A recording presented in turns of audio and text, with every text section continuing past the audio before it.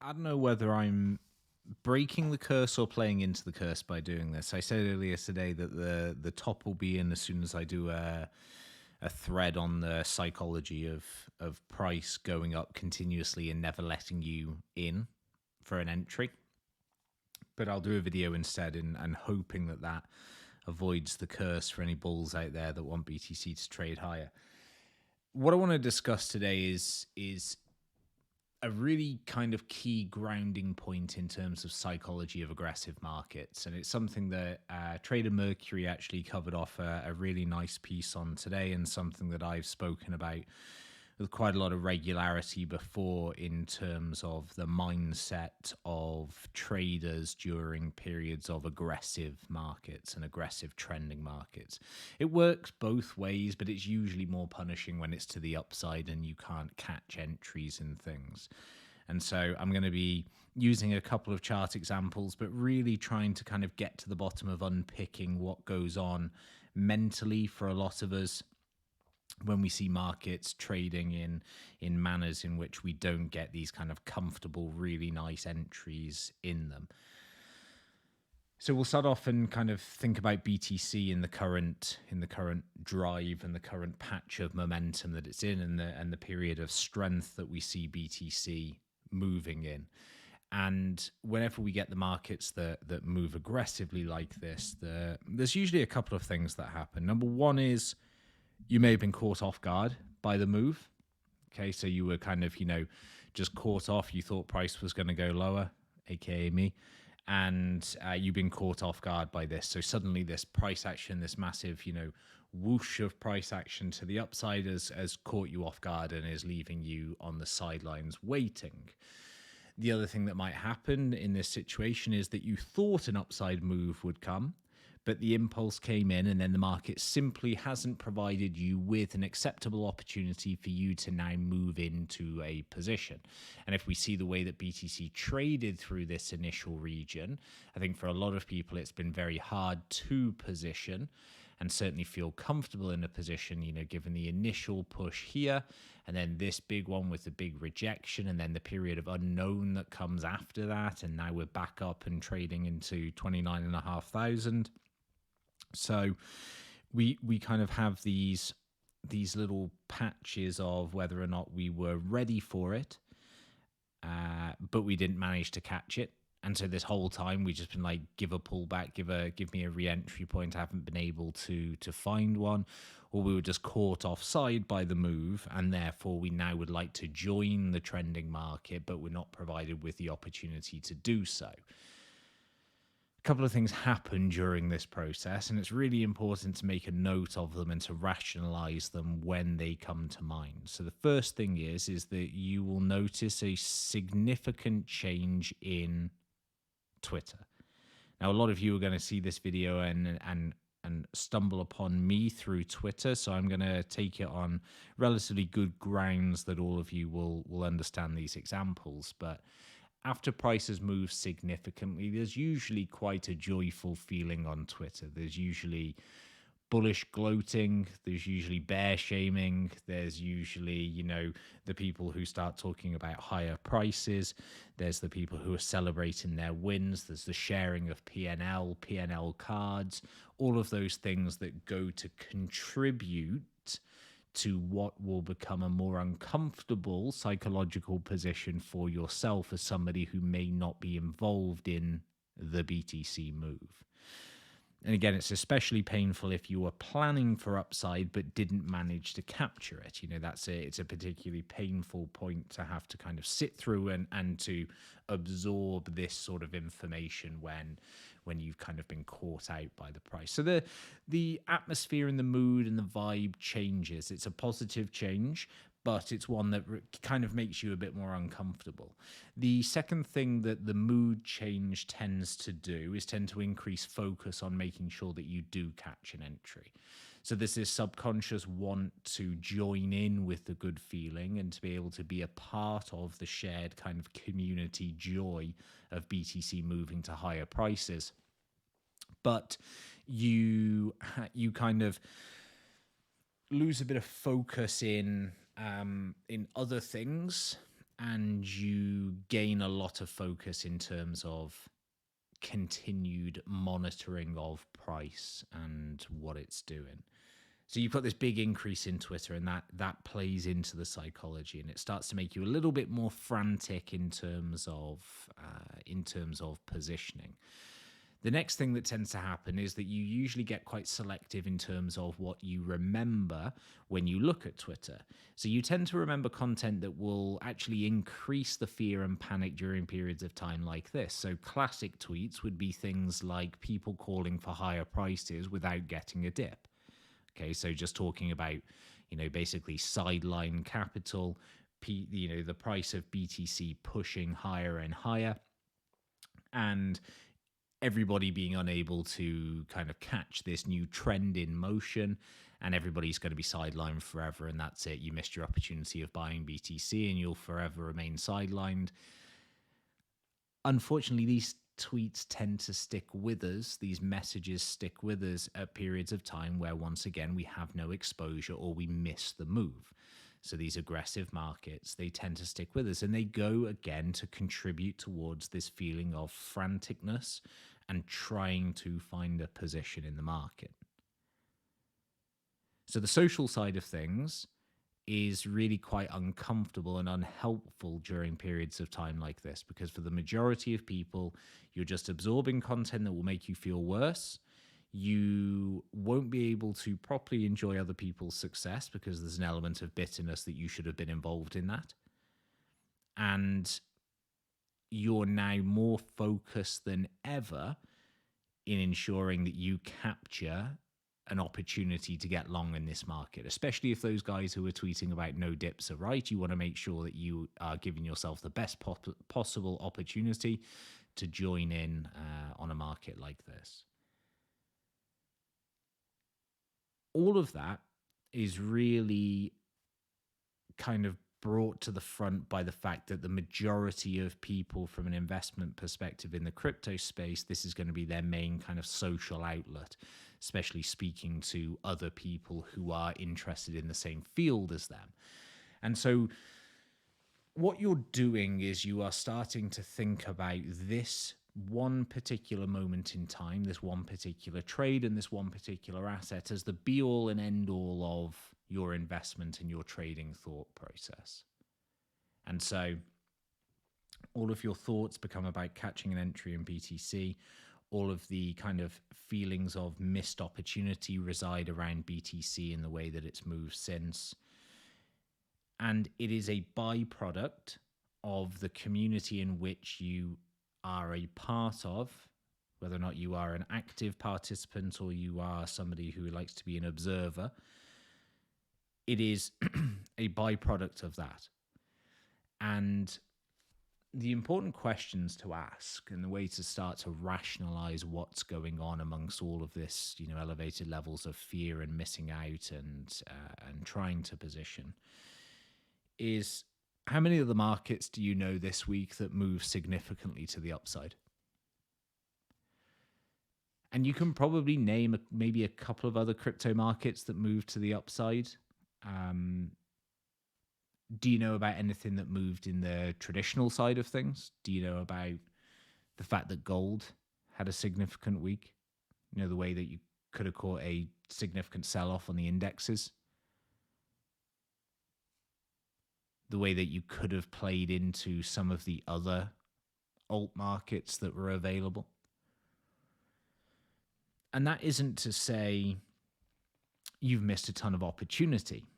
It's to show you that opportunity exists in lots of different places. The focus point that you have in missing BTC and the feelings of sadness and frustration and anger towards that are lodged in the fact that you spend so much time associated in a space that values the market movements of BTC very highly. Again, that's not a negative point. That's a very positive point. But when you're in this mood and this mindset, it's very unhelpful. And you tend to forget about what else exists, where else there is opportunity. And you don't beat yourself up for missing these other things. I wonder how many of you punished yourself this week mentally for the fact that you missed the move on metals. How many of you punish yourself for missing the move to the downside on the indexes? How many of you punish yourselves for missing the INJ move in comparison to that asset that dominates all of the market discussion and the thought process right now in BTC? So there's lots of opportunity elsewhere, and you don't punish yourself for the fact that you miss those opportunities. You don't punish yourself for the fact that Coinbase, MicroStrategy both outperform BTC this year, but you don't punish yourself that you don't own those. You punish yourself that you don't own BTC at this moment in time. So having that awareness that you can still dissociate at times where it's helpful to dissociate, and understand that this is one market among many hundreds upon thousands of markets in which there is opportunity. This may be a market that we feel very strongly about. It may be a market that we feel fundamentally very strong about.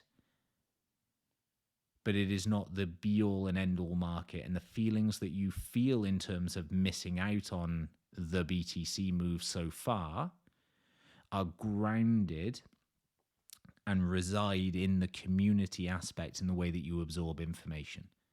So missing out on this feels like such a big deal in comparison to the fact that you don't own Coinbase and you don't own MicroStrategy, and you would be far better off in 2023 owning either one of those than BTC. Right? So there's a couple of grounding points that you can make to yourself to understand that, yes, this move has happened. Yes, I may not be a part of it, but it's not a huge deal at this point in time. And then the second point to think about, and the second point to keep in mind, and this is something that I tend to do quite a lot as a swing trader, is understanding that everybody who shares things and everybody who captures things, trades and shares their P&L cards, everybody has a different approach and a different style, and they have different areas in which they're going to be taking profit on a market like this. One of the skills that I have, and one of the strengths of my trading, is I may not get the best entry on the market. I may not get the pico bottom of the market, but I can guarantee you I will hold that market for significantly longer periods than a lot of other people will. So the important point there is, if it's a longer term play that you're thinking about and it's a higher time frame market that you're interested in trading, or if you think that fundamentally there has now been a shift in BTC because of the performance of crypto versus that of tech, equities in general, indexes, then this span of time, although uncomfortable, doesn't shape what the future still has the potential to look like should momentum remain good and I don't completely kill this market by making this video at this moment in time. So the length of hold is still very important. You might be somebody who, as of today, is feeling very much on the sidelines as everybody shares their wonderful 28,000 entries from today. But in 2 weeks' time, those people at 28,000 may have closed off here. You may have entered a trade at 29,000 and you might be riding up at 34,000. So ensuring that your understanding of what a time frame looks like for you, especially on a higher time frame, especially for people who are more interested in spot holdings, they're really important kind of periods of understanding. Just because you see something shared on Twitter doesn't necessarily mean the trade is the one that you should have been in and the one that's going to kind of, carry you to greatness. A lot of higher time frame traders, they have to wait for their signals. They have to wait for the market to provide the opportunity. You've got people out there who, for example, will only position on this market once it makes a fresh high. So they'll only position once we get a fresh high and a break of this zone on BTC. So once we get through here. Okay, so you get this area here. You get a breakthrough of this. And this is where people will take position. So there's people who are going to take signals at lots of different timestamps across a move on BTC. Everybody's going to have a different aim. Everyone's going to have a different expectation of what that trade looks like. So don't get caught up in the fact that you haven't caught this leg. Again, when you start to zoom out on BTC, and even to this extent on the weekly, really doesn't look too significant in terms of what we've seen so far from the price push. And another way to ground yourself in terms of what are your expectations. If you're looking for BTC to go and trade into fresh all-time highs here, it doesn't really matter that you're going to be $1,000 late to the party at this point in time. Again, if you're going to significantly outhold everybody else on the way up, then that's where your edge is going to come in terms of the position that you take. So when the market is in this mode where it is hyper aggressive and it doesn't give you a pullback and feels as though it's never going to pull back, and maybe those guys who say no dips are going to be correct, it's a time that you have to kind of ground yourself in how much you care about this market, because for a lot of people it dominates. It is the dominating market, and it does dominate the thought process. It can change your mood and your emotions and your behaviors outside of the world of trading as well. But all of that needs to be understood. You know, what effect is price having on you? And how can you look at making sure you can make the right kind of psychological and mental changes to think about that in a slightly different way, a more productive way, a more beneficial way? Now, if your system says you should have taken an entry and you didn't, you chose to ignore it, that's an easy fix. If you're caught offside, then you're waiting for a pullback. Market has this very weird way of feeling as though it punishes you as an individual. So you'll see price action continue to trade higher. You'll absorb all of those messages about no pullbacks. Will go up another $1,000. Feels even more punishing. And then eventually you just say, fuck it, I'm entering here. And as soon as you enter, you can guarantee that is the absolute pico top of the market. I always say that the market has a very, very funny way of feeling as though it pushes you right to the edge, and you can like hold off. And then as soon as you ultimately say, I got to enter now, it's not going to pull back there, right? That's the top. And then you get the aggressive pullback. So this period of time now is very much for people who, if you believe that this is going to be a fresh, clean high on BTC, this is where you're looking for a pullback. You're looking for your reason to enter. You're thinking about your parameters for entry. Or you're looking towards other markets and you're looking for opportunity in other markets that may be behind BTC, other markets that may perform well because BTC is performing well. Any other fundamental shifts that you can think of that may open up markets for you to trade. And it's not a time to punish yourself. It's not a time to become fixated with doing nothing else apart from staring at a BTC chart thinking, I should have done this, I wish I did that.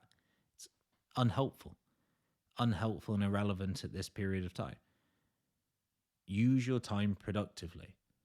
Don't become swamped in the madness and the bitterness of missing this move on BTC. Spend your time thinking about how you can get into the trend if that's your wish, how you can trade elsewhere. And remember, you don't punish yourself for missing moves in other markets. You punish yourself here because you care a lot about it, which is understandable. But if you don't punish yourself elsewhere, you shouldn't be punishing yourself for this. There is opportunity everywhere.